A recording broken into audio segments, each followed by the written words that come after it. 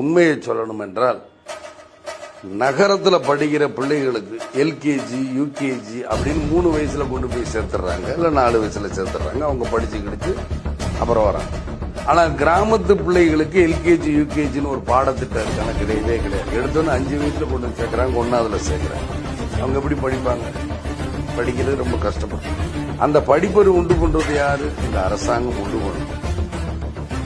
இதுலதான் கல்வி தரம் வேறுபடும். அங்கே எல்கேஜி யூகேஜி, இங்க எல்கேஜி யூகேஜி கிடையாது. கிராமத்துல படிக்கிற ஏழை பிள்ளைகள் நகரத்துல இருக்கிற மெட்ரிகுலேஷன் பள்ளிக்கூடத்துல,